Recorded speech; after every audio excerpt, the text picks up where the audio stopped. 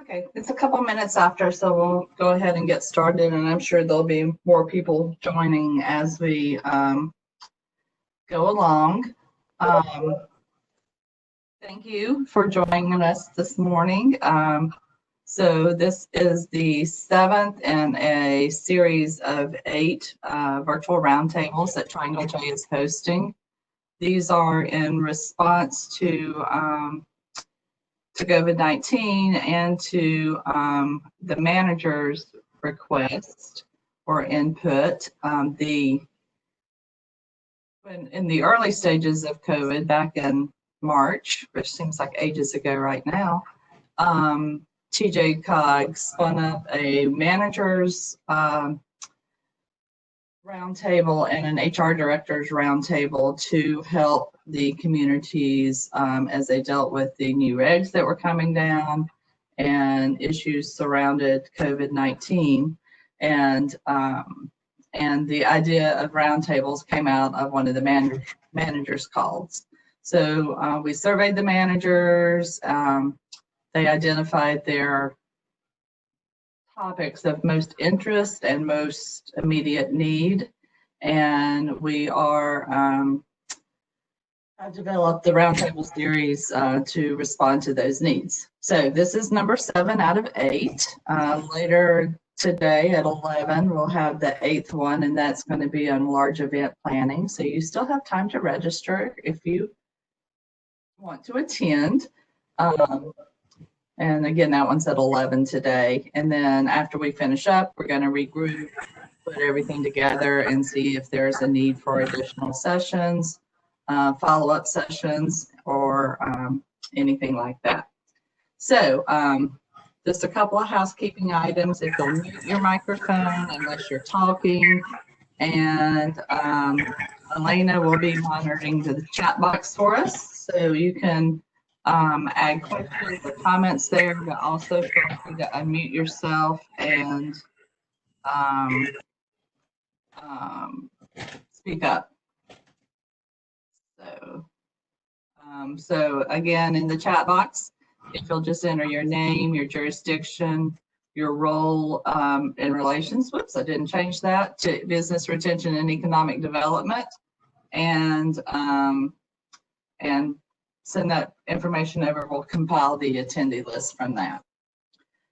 So again, today's topic is business retention and economic development.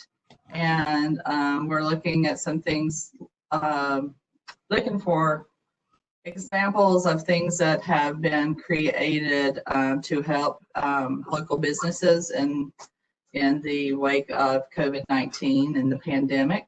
So we have 3 presenters today. I'm going to let them do a brief intro on themselves, tell us what you want us to know about you, maybe a little bit about your background. But our first presenter would be Joanna Helms. She's from the town of Apex and is the Economic Development Director. And she's going to talk to us about the town's small business loan program. And then Mark Matthews and Jim Seymour, both assistant managers with the town of Fuquay Varina, will be talking about an angel fund that someone in the town started. And then Lindsay Whitson, a senior planner on our staff, will also speak about some additional resources and funding opportunities and a little bit about Triangle J. So with that, Joanna, you should be able to share your screen. I'm not going to share my screen this morning. I don't have anything to share. I'm just going to be talking. Well, that's great too. Let's see. So did you want me to do a brief introduction first? Is that what you requested? Okay, great. So I have been with the town of Apex for 6 years as the Economic Development Director. The town's first Economic Development Director. We stood up that program when I got there 6 years ago. I previously was in Wayne County in the Goldsboro area as the Economic Development Director for the county of Wayne. Was there for 21 years. But I'm from this area. I grew up in Cary. Went to Apex High School, and after graduation lived in the area for a while before moving to Goldsboro. So came back home to take the job at Apex, and very happy to be here. I guess that's it. Thank you. All right, we'll let you get started. Oh, okay. Oh, I'm sorry. Okay. So our loan program, it's actually a small business emergency loan program. And I guess the whole thing started when of course, when COVID-19 hit, and then we saw a blog post from the UNC School of Government that just basically addressed how local forms of government could enter into a small or a loan program based upon general statutes, et cetera. So we read that with great interest. And of course, about this same time, the North Carolina Rapid Recovery Program was being funded. And as we all know, that first round of funding was allocated out very quickly. So the town thought, well, we hear that there might be a second round of funding at the state level. We know that there are federal funds that are being approved, but we wanted to do something locally to sort of bridge the gap between local businesses in Apex that might need assistance ASAP to kind of stop the bleeding, if you will, until they could get any federal funding that they might qualify for, or if there was a second round of funding for the North Carolina Rapid Recovery Program. We just wanted to do something in the interim. So very quickly and without much hesitation at all, our town council approved a $1 million appropriation, just took it out of the general fund to fund a program to assist specifically, businesses in Apex. We did a little research. We talked to a few other municipalities or local forms of government that had something similar, either from a previous, like a hurricane or something like that, natural disaster, or a couple that had stood up a program due to COVID. And it became very clear that it would be to our best interest to work with a third-party administrator for the town not to try to manage this loan program and kind of be in the weeds of it, if you will. So we engaged the Rural Center, the North Carolina Rural Center, to be our third-party administrator through the Thread Capital arm, which is a consortium of 5 to 7 lenders that they work with.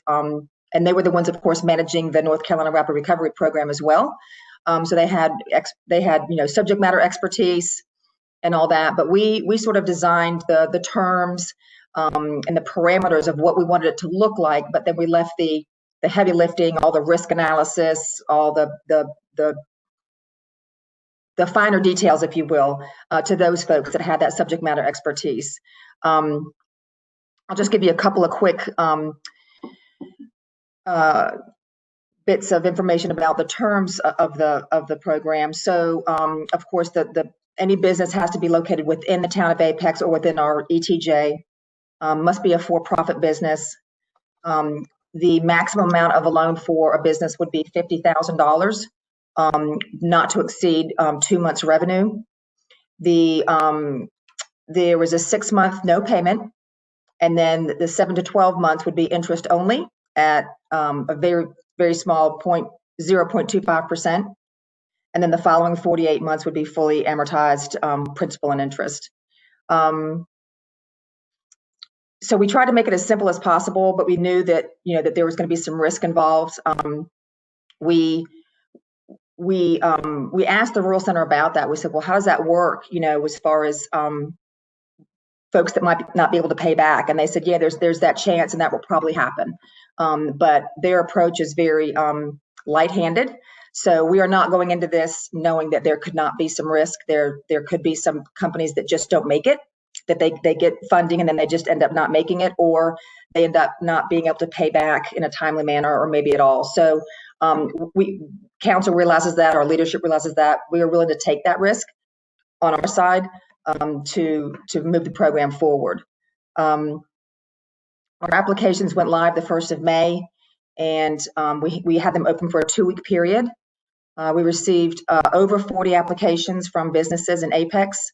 Everything from small mainstream mom and pop to a couple of our manufacturers. And that represented about $3.2 million in ask. And so those loans are in the process right now of being, some have already received their funding, some are somewhere in the process, others are still being looked at. So we have gotten a lot of really good feedback. We know that we are,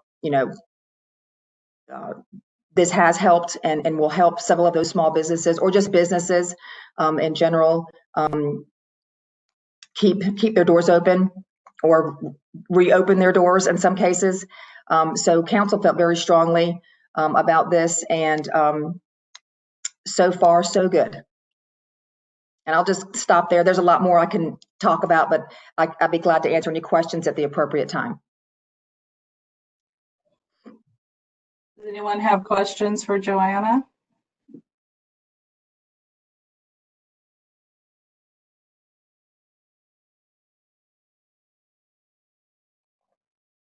Okay, nothing right now.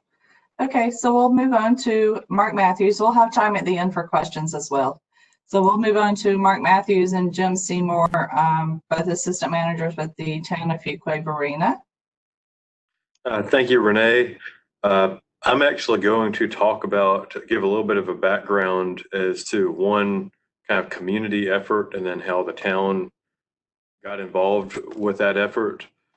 Back in mid-March, there was recognition by really by a lot of folks in the community, but one of our members of the Chamber of Commerce that's a small business owner in town recognized that there were a lot of businesses that were probably going to be struggling over the next several months, and took it upon himself to start working with others in the community, reached out to the town as well with a goal of starting up a $100,000 angel fund that was designed to give kind of short-term relief grants, not loans, but actual grants to small businesses. He was recognizing that there were some efforts being undertaken at the federal level for small business relief, but it was not known what action would be taken at the federal level or state level, or how long it would take for that funding to flow to small businesses in the community to keep the doors open. And so kind of the philosophy that he had in that is really no strings. We're going to have a committee of folks that will award these grants, but that businesses could seek a $1,000 to $3,000 grant that would really be designed more for operating expenses. They'd need to fall into the categories of retail, restaurants and eateries, professional services, grooming and barber shops, and gym and health facilities. And many of these types of businesses are located in downtown, as well as other commercial corridors in the community. Early on, kind of the guy leading this effort, Scott Quilty, approached the town and was really looking for the town to make a financial contribution towards this effort. But we recognize at the management level that giving out funds with no strings attached and no repayment to individual private businesses was not something that we were comfortable with supporting. But we did want to be able to support that effort in the community. And so kind of worked with him to, and our attorney also advised us that this would not be a good exercise under our statutory authority. But we promoted the effort, we fully supported it, and they were able to raise ultimately in 14 days $121,000. Some of those came from $10,000 or $25,000 contributions from some businesses in our community that were not being hurt by the financial climate and were very generous in giving back. A lot of those contributions actually came from individuals in the community that were making, $40, $50 donations, $10 donations. And so it added up. A committee was formed of Chamber of Commerce members and Downtown Association members that ended up awarding them to 56 businesses in the community for a total of $121,000. The town did want to particularly our Economic Development Commission wanted to support this effort in a manner that would be responsible and as public stewards. And so we actually worked with our Economic Development Commission that had an existing revolving loan program of $85,000. That $85,000 program was tapped into to kind of set up a program that was designed very similarly to this, but instead of being a grant, it would be a revolving loan. No payments would be due for 4 months, 2% interest rate after those 4 months. And we worked in hand, the EDC worked hand in hand with the angel fund folks to make sure that either businesses that could not, there wasn't enough funding available for them through the angel fund process, or if they needed more than that $3,000, they could tap into the EDC funding, recognizing grants are generally going to be preferable for a business over loans. But we had parameters with that, verified business tax records and revenue, had a pretty streamlined application. All businesses had to be located in the corporate limits and have a physical location. It couldn't just be an online business. It had to be one that actually had a property presence. And so that was the approach that we took. So as the town's program took place, $27,000 were awarded. There's still funding available, but that was awarded to 9 businesses, and the funding is really available through June 30th unless it's extended. It's possible it could be extended if there's demand for it, but that was it's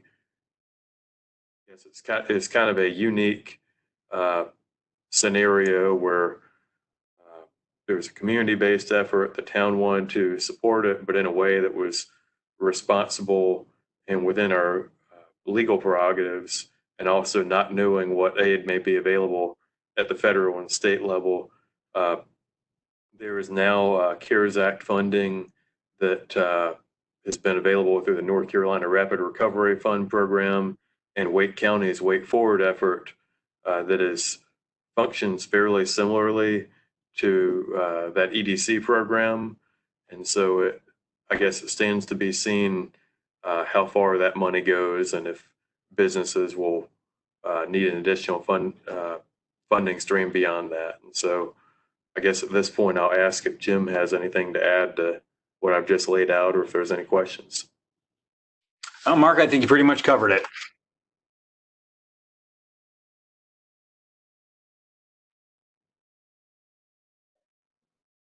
Everyone, please feel free to unmute yourself and ask questions or pop questions in the chat box.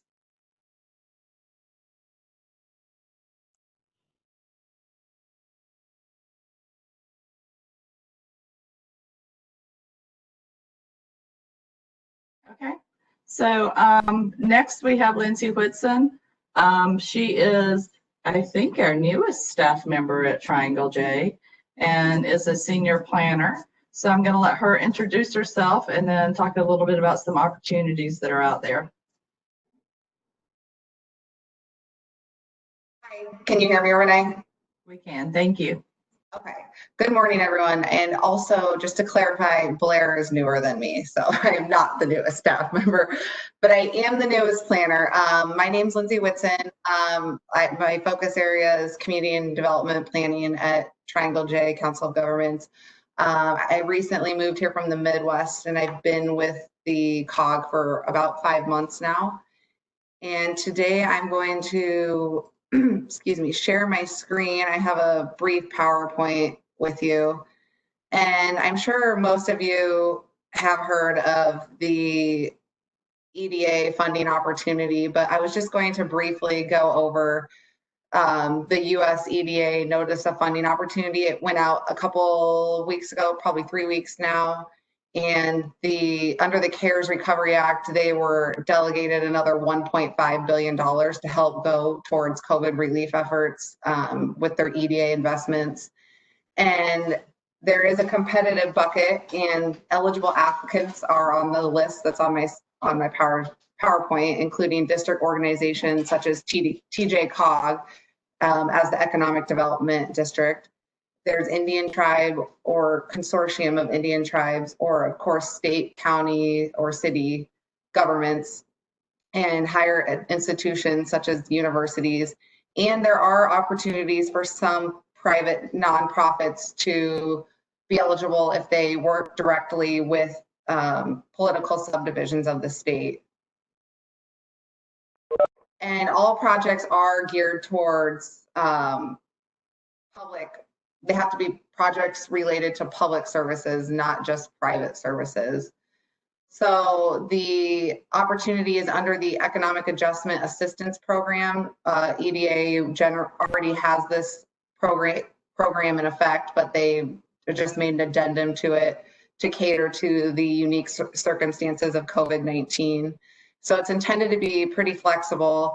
And their main language that they keep using is that the funds are intended to help communities prevent, prepare for, and respond to the coronavirus pandemic, or respond to economic injury as a result of the coronavirus.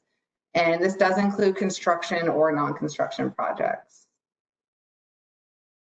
And applications are being accepted on a rolling basis, but guidance has said that they will presumably be exhausted fairly quickly. I've heard anywhere from early July to early September. So they're really recommending the applications are submitted as quickly as possible. And generally under the Economic Adjustment Assistance Program, the grants are 50-50, so 50% funded, 50% match. But under this circumstance, it's 80% funded by EDA with a 20% match. And there is no cap on projects, but they have said that they'll range anywhere from 200. The majority of the projects that will be awarded due to the high volume of applications they're predicting to receive, the range of projects to be awarded will be between 200,000 and 1.5 million. I think the guidance they've used for technical assistance projects, it'll range between 25,000 and 300,000, and then the construction will be more on the higher end of the 300,000 to 1.5 million mark. And the contract is for 2 years if you are awarded. There's my contact information if anyone has any further questions. I've been in contact with our state representative quite a bit, so I can attempt to field any questions that you may have. I was also just going to talk about a couple other resources. TJCOG does have a resource hub that we update daily, and so there are some business-related resources to be found on there. But I also thought I would include the North Carolina Main Street Resource Center. I found that to be one of the most comprehensive resource centers relating to not just small businesses, but a lot of small business resources are on there. And if you would like to visit the site, they do have a community idea exchange portion. So similar to this, where you can see what other communities across the state are doing with relief efforts and small business business recovery, and how businesses can pivot and resources of that nature. And then lastly, I was just going to talk about a TJCOG survey for small business that was created. I created it a couple weeks ago. And we've distributed it among our Chamber of Commerce's and economic development planners throughout the region. Response so far hasn't been too high, but it would be nice to be able to gather this data and kind of see what it's geared towards small businesses, but what they're needing moving forward as we continue to navigate the pandemic. Obviously a lot of them just need their doors to be open and need to be able to continue to have investment and capital to run their businesses, but just trying to identify if we could be of assistance with what sort of technical assistance we could be providing as TJCOG, or if there's opportunities for collaboration. So I can also separate this data not only by the region, but by county. And I will have Renee or myself or whoever send a link to the survey to today's participants after. So if you could distribute, that would be great. And I would be happy to share my results if I get a high enough response rate whenever it closes, which the date is to be determined. And other than that, for today, I don't have any other, unless anyone has any questions.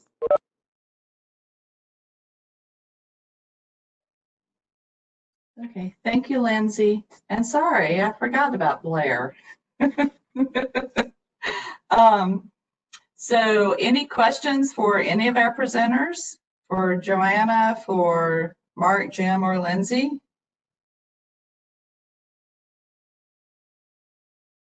Okay, so I'm going to share my screen and have some questions.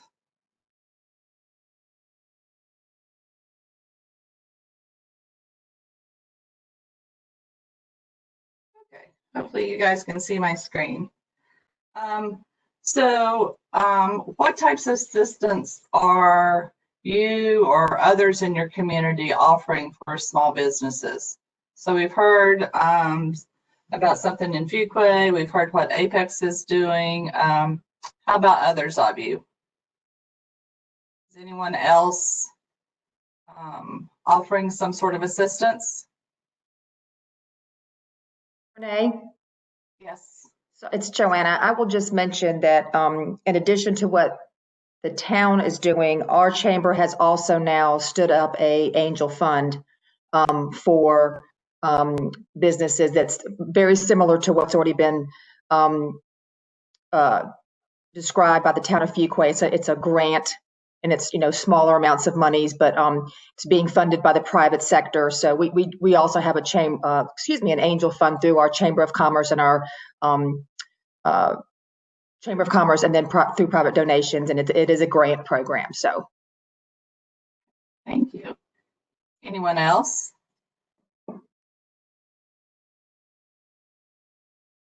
This is Patrick from the town of Clayton. I know our chamber is working on something similar right now as well. But I would very much welcome any sort of other ideas you have, because I know our small businesses, there's been a lot of push there, and I don't know that anyone has come up with a solution. And I know businesses don't understand that it's difficult for and not legal for local governments to just hand out money directly to their small businesses, even though that's what some of them need a lot right now.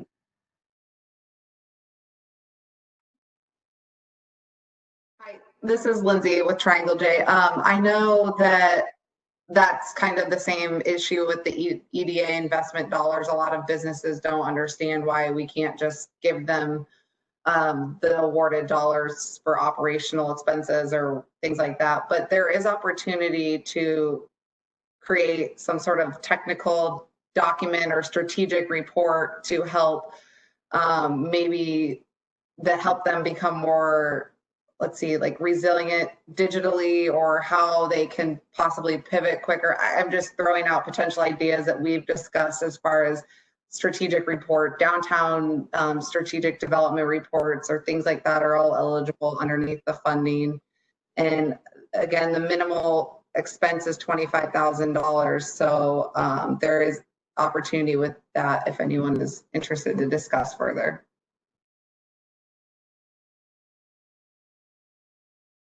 Okay, and I see that Tim in the chat box put a link to Smithfield's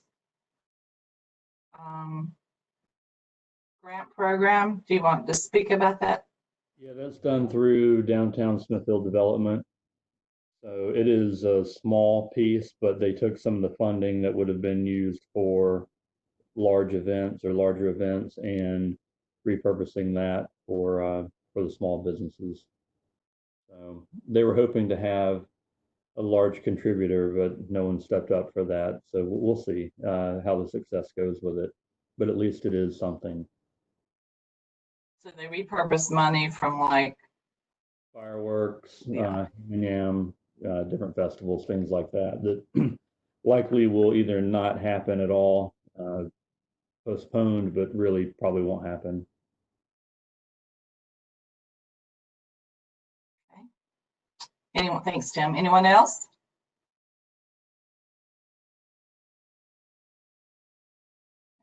So our next question. So how are you getting feedback from the businesses in your community? Are you surveying, or are you making phone calls, one-on-one outreach? What are you doing and how successful is it? Renee, I can speak to that for just a second. So as soon as the stay home order went into effect and businesses were closing and whatnot, or people were having to, change how they were doing business, we did. So my office, the Economic Development Office, we made personal phone calls to all of our folks on our quote industry list. It was about 45 businesses. So we did that. Our Chamber of Commerce also called every single one of their 700-ish members. So they made personal phone calls to every single business. It was just a hey, how you doing? We're thinking of you. What's going on? So it was a very informal, but it was just just a personal touch to let them know that we were thinking of them. That we had some things that we were looking to stand up as far as the different loan programs and grant programs. So we let them know that we were there for a resource. Like many other communities and just about everybody, we had put a resource page, on our website. We directed folks to that, and we just were kind of there to answer any questions, because what we found was folks were so distressed. A lot of businesses were so distressed. They were having a hard time just weeding through the information and understanding what it meant and what it could mean to their business. So we tried to become experts, or as best we could, in a lot of the different programs that were out there and a lot of the different things that were available, so that we could direct them to these places and just kind of talking them off the ledge, if you will, every now and then. So we did that personal phone call to every single one of our businesses on our industry list, and then the chamber tackled the Chamber of Commerce list. So we got a lot of really good feedback from that effort. I'll add to that from Fuquay Arena. We have, I guess, what's been valuable is dialogue. I think we need to recognize that our small business owners, particularly those on the retail side, have crafted a business model that they have developed and found to be successful over, in a lot of cases, over many years.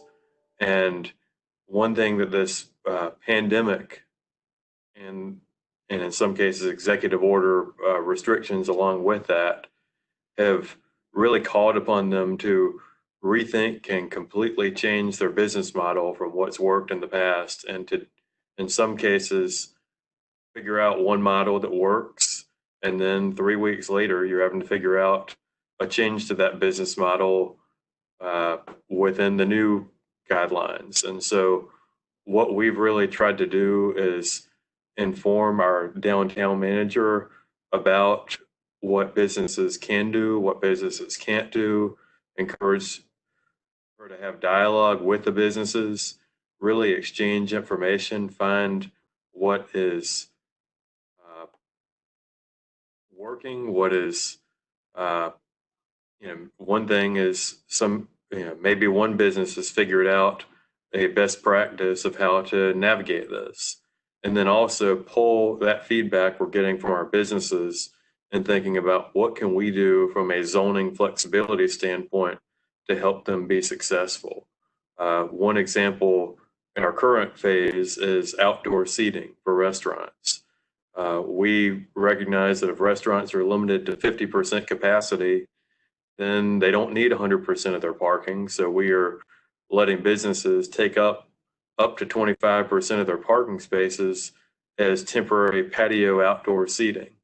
That's something that doesn't cost the town any money. It's something that is not problematic from any building code or legal standpoint, but it just helps them stay afloat during these times. I know other towns have we're looking at it, but we're a bit limited by some of our downtown streets being state roads, the main ones. But some towns have actually closed down public streets, or at least a portion of them, to provide outdoor seating. So there are ways that I think we can have that dialogue, help our businesses learn from us and learn from one another, and then have us learn from them how we can be helpful and more flexible during these times.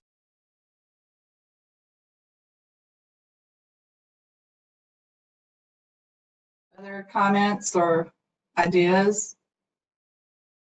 Thanks to Mark for sharing that. That's a great idea. I really like that. All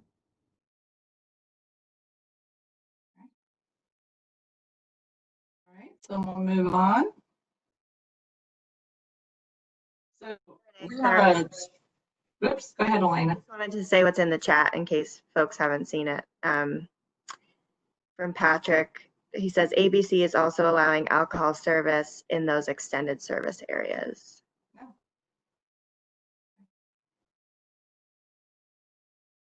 Right. So we have a regional strategy and innovation group that's made up of staff members from several of our local governments. And when we set up the roundtables, we asked them to develop some questions that might be useful. So the questions that we have now are questions that they developed and proposed we discuss. So we'll start through those. So the first one is, I'm sure you all can see it on the screen, but for anybody on that's joining us by phone, I'll read it.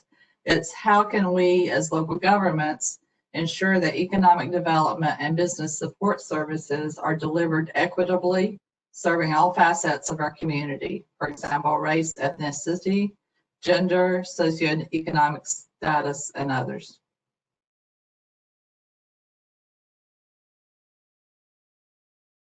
So who has comments or thoughts on that?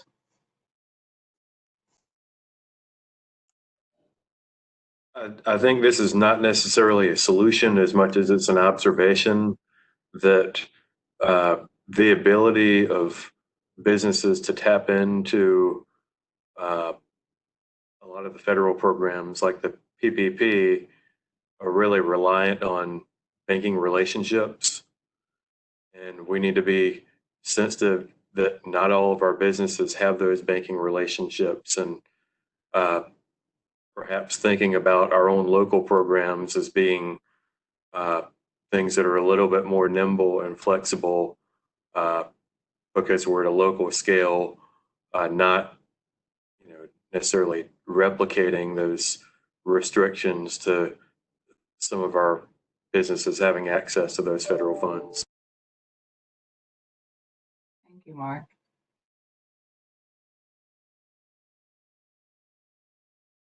Other comments? I think being mindful of all of those things as you do your business retention and expansion outreach.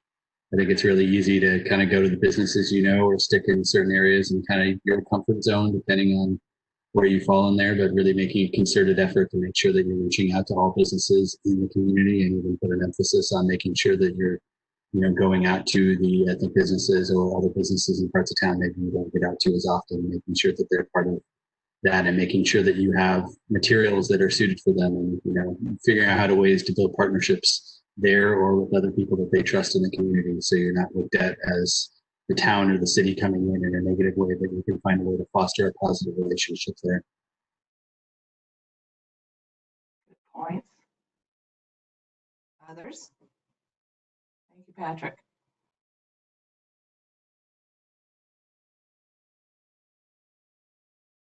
Okay, next question. How can we as local governments use this pandemic as an opportunity to think and act regionally and collaboratively with business and economic development?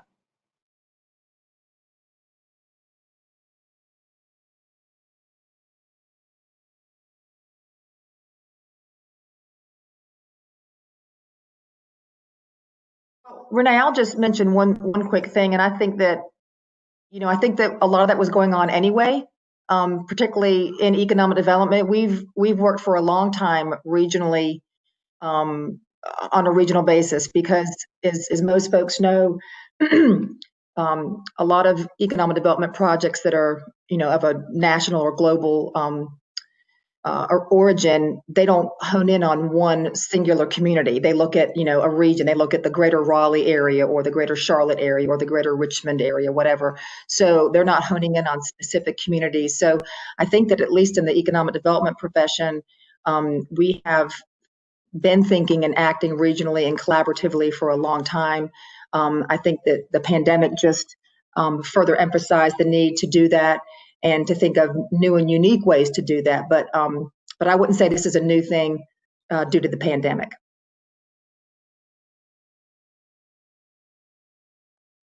Hi, this is Lindsay. I was just going to say that, again, similar to what Joanna said, the development of our comprehensive economic development strategy, so our CEDS, for those who aren't familiar, was going to happen regardless of the pandemic.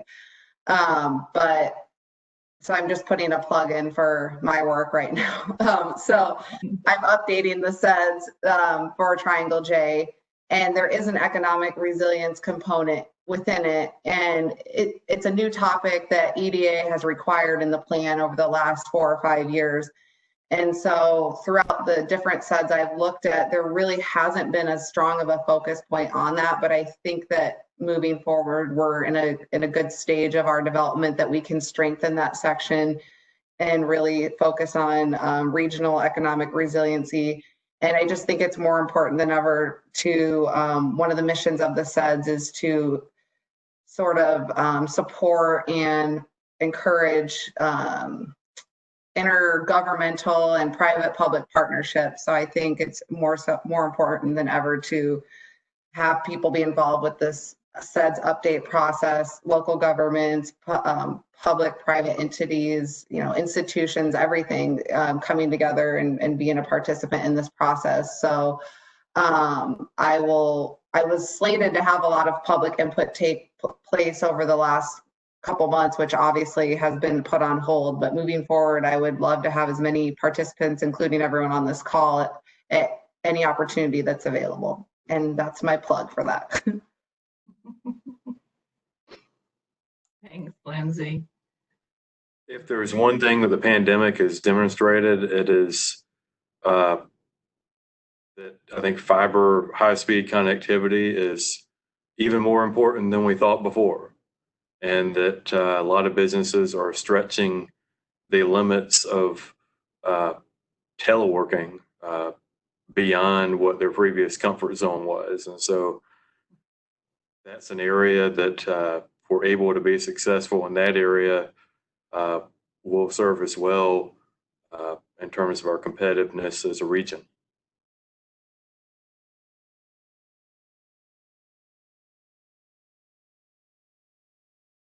Anyone else?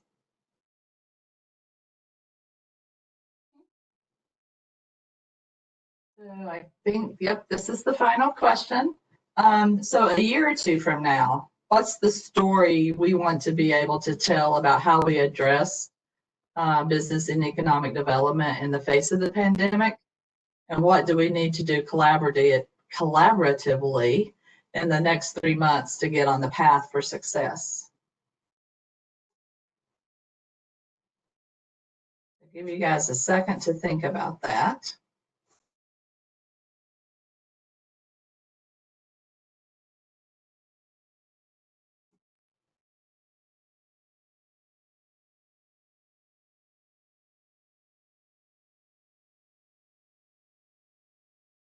Anyone have any thoughts or comments on this one?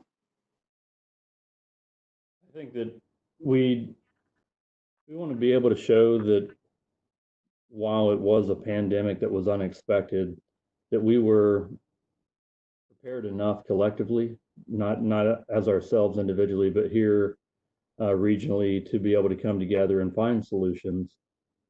I would like to think that we came out of it with a better understanding as a town and economic development wise with the things that we focus on. We hear the cries from individuals of not being recognized And I think that we should carry that same empathy in our business. There's going to be a disparate amount of always businesses that are overlooked. I want to make sure that we don't do that in the town here. I want to make sure that those small towns that have less access, that are less aware of everything that's available to them, that we give more effort there. There are going to be some businesses that are going to be naturally more resilient and will rebound. They're a little bit more used to it. Some of these smaller businesses, mom and pops, they're really going to struggle to make it. And without that, we lose a lot of our character in our downtown. I hope that we're able to address some of that and look at it, some of this equity-based opportunities. I hope that we're, I don't know, listening everywhere. Thank you, Tim. Anyone else? I think in a year it'd be great, and love everything Tim said, but I think it'd be great in a year if this thing ever comes back around, that we can say that we took the steps and we learned the lesson, and this, might have caught us on our heels a little bit the first time, but that we were ready and we were prepared for when it comes back around again. I don't think anything we can do to really think about, if it's next January, next spring, whenever, if this thing comes back, that we know what to do and that we can respond appropriately to that. That's great. Renee, I think that we can also, looking back a year, tell a success story. Going off of what Mark just said as well, to say how much stronger we are. Just in our region, just within our COG, how much more of a resource we recognize that we have. The relationships between each of us on this call and all the other roundtables that we've had, it's amazing. If I need information right now, it is so easy for me to get an answer or a response from another town. Those lines of communication have really opened up through such a tragedy and this pandemic. I find a lot of bright spots as well. So I think that I recognize it now, but in a year from now, we'll be able to tell that story. I think all throughout this nation, everywhere, we're gonna have a lot of success stories and a lot of positivity that will come out of this. I think another story that we can tell, and what I've noticed in the town of Apex, and I'm sure in the other communities that are on this call and elsewhere, is that, a lot of times government is seen as inflexible. And I know from just being in, staff meetings every week and how all of our different departments have become very flexible and very innovative, and how they've had to go about their normal duties. Everything from, different shifts and, you can't put 5 people in a truck and go do street work. You can only put 1 or 2 people on a truck. So just how the local government, how the local towns have become very flexible, very innovative, very creative, and how they're addressing not only the town services, but again, how we're assisting businesses and industry in the face of this pandemic. So I think that that's something that you don't usually hear about, government being flexible and innovative and collaborative. So I think that's a good story to tell.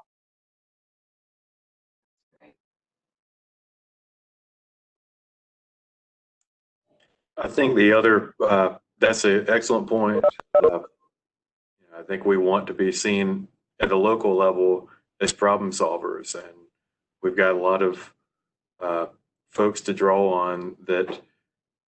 As many efforts are being undertaken at the federal and state level, at the end of the day, how we navigate this crisis, it's clear is going to be solved locally, and our efforts make a difference. We want our community members to see that.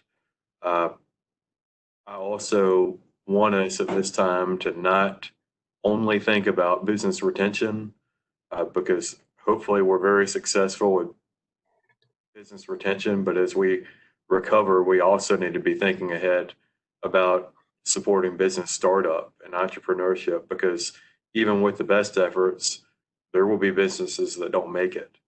And we need to be thinking ahead of even in these times, what we can do as local governments to support startup small business owners, so that even in the best of times, the restaurant industry is challenging, right?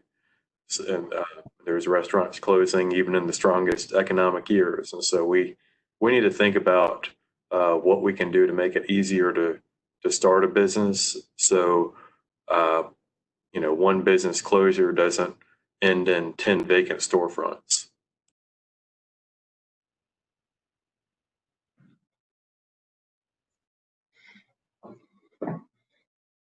Anyone else?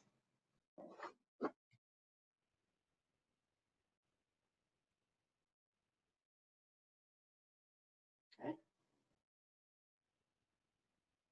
All right, so that was the last of the formal questions.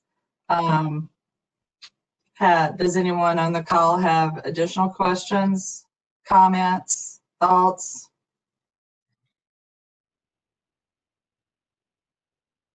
Feel free to unmute and speak up or put things in the chat box. Elena, is the chat box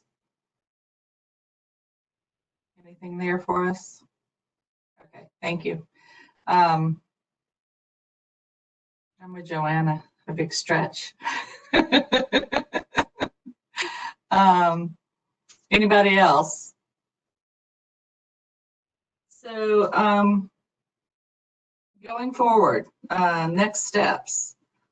Is there a need or a desire to have a follow-up roundtable on another topic or just a general topic?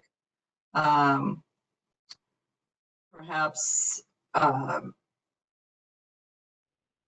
is there a need or desire for us to launch an economic development? These are not questions you have to answer now, just things to think about.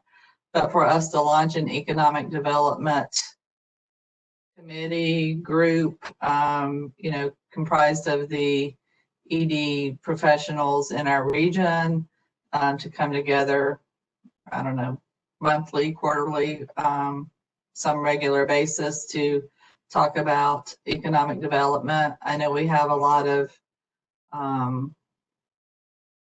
economic development groups in the state. And a lot of people on the call are active in NCEDA and other groups, but is there a need or desire for something on a regional level, that Triangle J could host? So some things to think about or comment on now, or let us know. I'm sorry, Lindsay, I'm just volunteering you here, but I'm sure, we'd be happy to get something like that started if it's of a benefit. And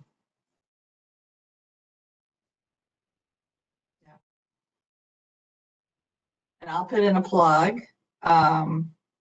So hopefully everyone on the call knows about the Foreign Trade Zone program. So Triangle J is the grantee for Foreign Trade Zone 93, and the FTZ program is a federal program that was started in the 1930s to help businesses with job retention. And like I said, TJ Cog is the grantee for that, and I am the grantee administrator for that program. So if you have businesses that import products or components, then it's often thought of as a program just for the large businesses. But with the change in regulations and procedures a number of years ago, it's really easy for the small businesses too. So it might be something to look at if some of the businesses in your community are bringing in products or components. Maybe the FTZ is a way to help them save money. So if anybody has an interest in that, I am the person to reach out to there. So any other thoughts or comments? We are almost at time. Sorry, Renee, I just wanted to read what Tim said in the chat. He said at some point, which is probably not anytime soon, I'd like to visit how successful grant efforts were, what worked, what didn't. So I'm assuming, and Tim, correct me if I'm wrong, by grant efforts, you mean the town's grant efforts. That's right. For the businesses, yeah.